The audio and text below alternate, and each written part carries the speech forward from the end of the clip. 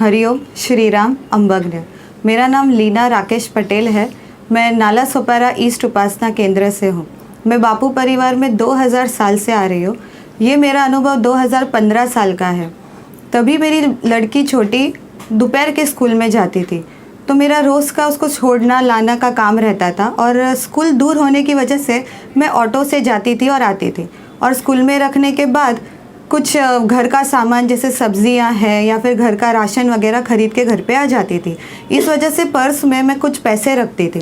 एक दिन मेरे मन में ऐसा आया कि आज मुझे कुछ नहीं ख़रीदना है, बहुत कंटाल आ रहा है, तो स्कूल से बच्चे को रख के सीधा मैं घर पे आ जाऊंगी।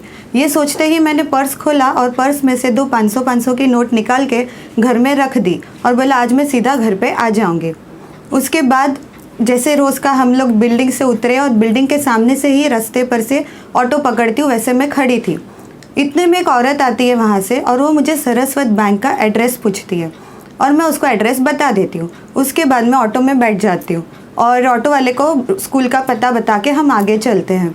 और इतने मेरा ख्याल आता है कि मेरे हाथ में पर्स नहीं है और मैं ढूंढती हूँ ऑटो में यहाँ वहाँ कि शायद मेरी पर्स कहीं गिर गई है, मुझे मिलती नहीं है। तो तुरंत ऑटो रुकवा कर मैं उतर जाती हूँ।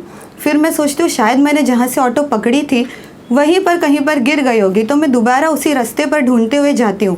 मुझे पर्स नहीं मिलती है। फिर मैं अपने बिल्डिंग में दोबारा जाती हूँ और वहाँ पर ढूंढती हूँ, वहाँ पर भी पर्स नहीं मिलती है। फिर मैं ये सोचती हूँ कि शायद मैंने लिया था या नहीं लिया था। फिर मुझे याद आता है दरवाजे को मैंने कड़ी लगाई थी, ताला मारा था और चाबी मैंने पर्स में डाली है। और उसके बाद फिर मुझे याद आता है कि शायद मेरी पर्स चोरी हो गई या तो कहीं पर गिर गई। उसके बाद मेरी मम्मी का घर थोड़े ही दूरी होने की वजह से मैं वहीं पर चली जाती हूँ और वहाँ से मेरे घर की दूसरी चाबी लेकर घर पे आ जाती हूँ। अब ये बात मेरे दिमाग में बार बार घूमती रहती है और इस बात का मुझे बहुत दुख होता है कि मेरी लापरवाही की वजह से मेरी पर्स घूम गई करके।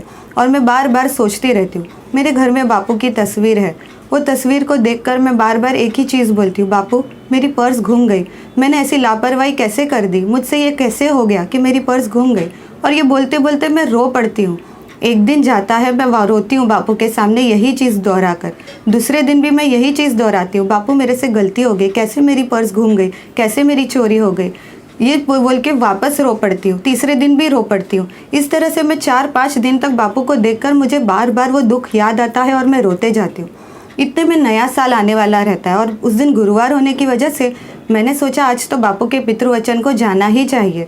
तो मैं गुरुवार को बैंड्रा में बापू का पितृवचन सुनने चली गई। वहाँ पर बापू आए, बापू का दर्शन हुआ, बापू ने पितृवचन की शुरुआत की। और जैसे ही शुरुआत की, स्टार्टिंग में ही बापू ने ये बताया कि कभी कभी ऐसा होता है कि हम रास्ते से जा रहे होते हैं, हमारा ध्यान नहीं रहता है, कोई पीछे से आता है और हमारी पॉकेट चोरी करके चला जाता है और हम रोते हैं।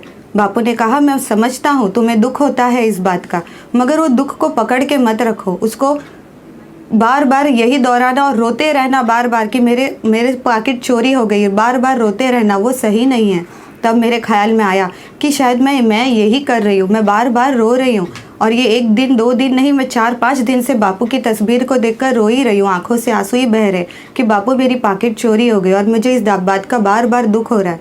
तब मुझे ये एहसास हुआ कि जीवन में संकट तो आने ही वाले हैं, संकट आएंगे और जाएंगे, मगर जब सद्गुरु हमारे साथ रहते हैं तो जहाँ पर संकट बहुत बड़ा होता है वो संकट छोटा हो जाता है। जहाँ पर मेरा नुकसान 1000 रुपये का होने वाला था वो आज 200 रुपये में हो गए और मेरा ज़्यादा बड़ा नुकसान नहीं हुआ। हरिओम श्री राम अम्बग्न नाथ सम।